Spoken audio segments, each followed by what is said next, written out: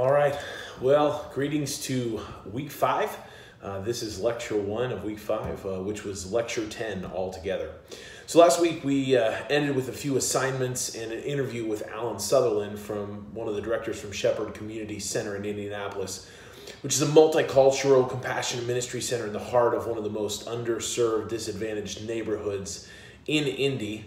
And it's a ministry that really focuses on the biblical mandate for justice by attempting to break the cycles of poverty in the lives of their neighbors, while at the same time unashamedly proclaiming the name of Jesus and offering invitations into a relationship with Jesus. This is an important statement because, see, Shepherd prefers not to talk in terms of what we might say social justice. They're fond of saying we are not the united way. Their commitment to the gospel of Jesus moves throughout the ministry and into the conversations and invitations that they extend to their neighbors. Justice and evangelism aren't opposed to one another.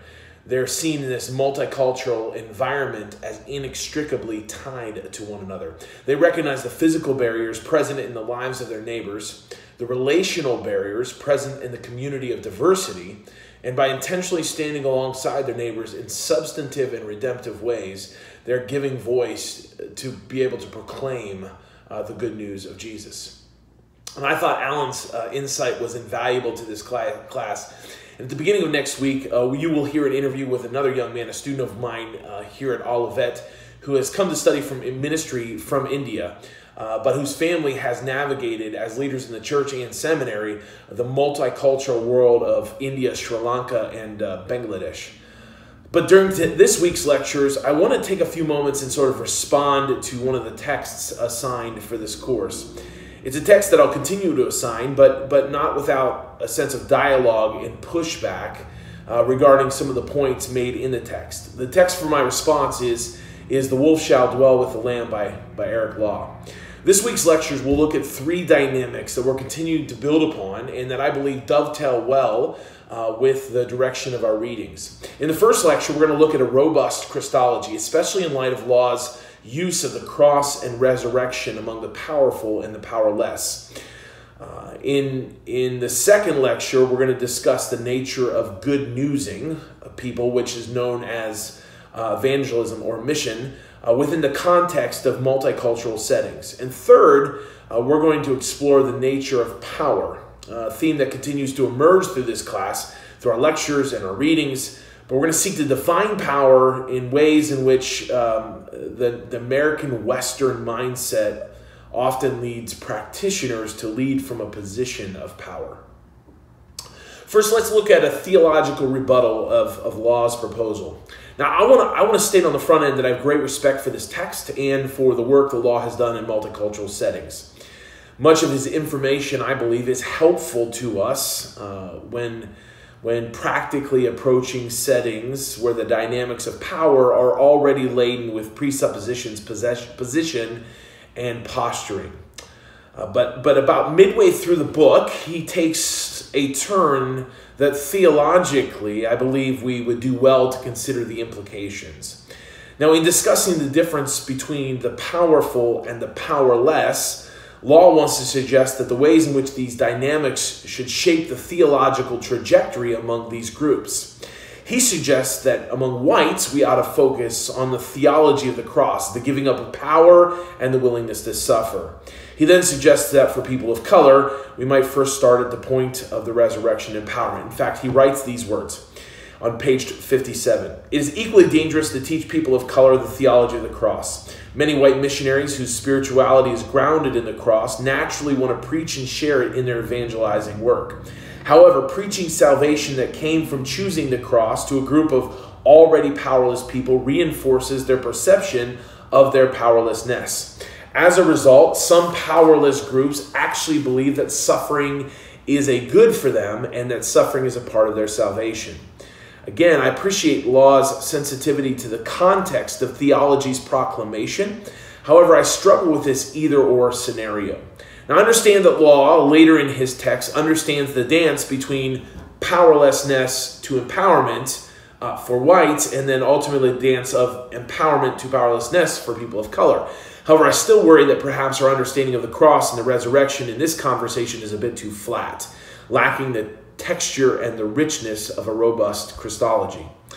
I might suggest the following. First and foremost, I believe that the proclamation of the gospel of Jesus Christ for whites and people of color always begins with the euangelion, the good news of Jesus Christ. The good news is rooted in the announcement of the coming of Jesus' kingdom, evidenced in the resurrection of Jesus from the dead.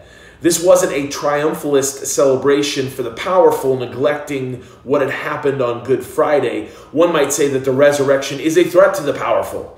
It's good news because they've been invited into liberation from the forms and the power structures, many of which they've benefited from, that once attempted to define and determine the world and its inhabitants and relationships.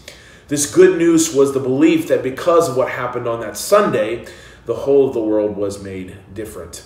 The new age had broken into the old order. A new kingdom was subverting the older establishments, and as a result, the old barriers and camps that once divided us and defined us are no longer firmly established.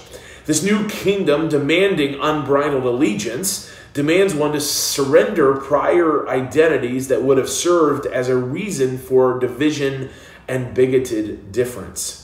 The resurrection isn't simply empowerment of the powerless. It is a complete redefinition of the world as we know it, for the powerful as well. In light of the resurrection from the dead, and I might add the ascension of Jesus, there is good news that the old prejudicial, power-corrupt, distributively unjust systems have been called on the carpet. That's good news to all, though not all will see it as such. From the resurrection, then, we move back to the cross. This is theologically sound.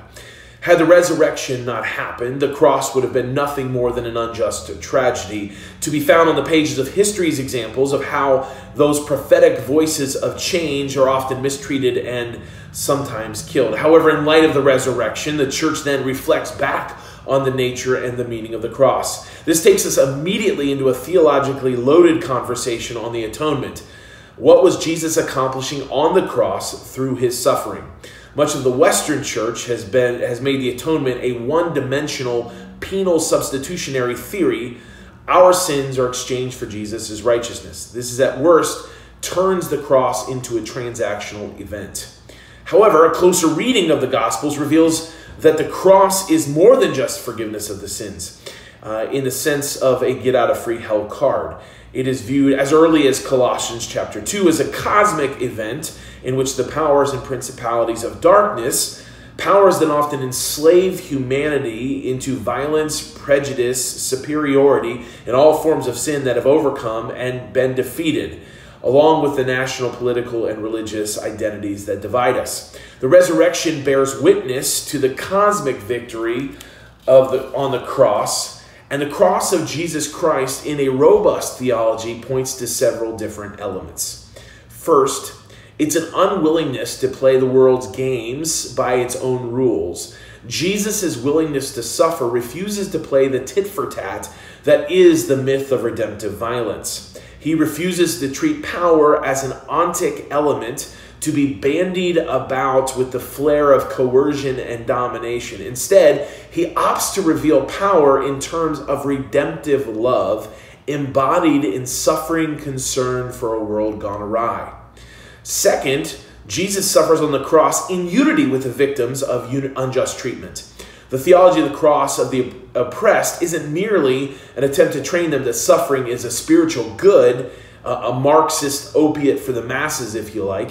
The theology of the cross for the oppressed is a reminder that on the cross, Jesus aligns himself physically with their mistreatment, refusing to abandon them even at the point of humanity's most brutal violence. And again, I think the resurrection is powerful testimony of the redemptive power of God's love over unjust and mistreatment.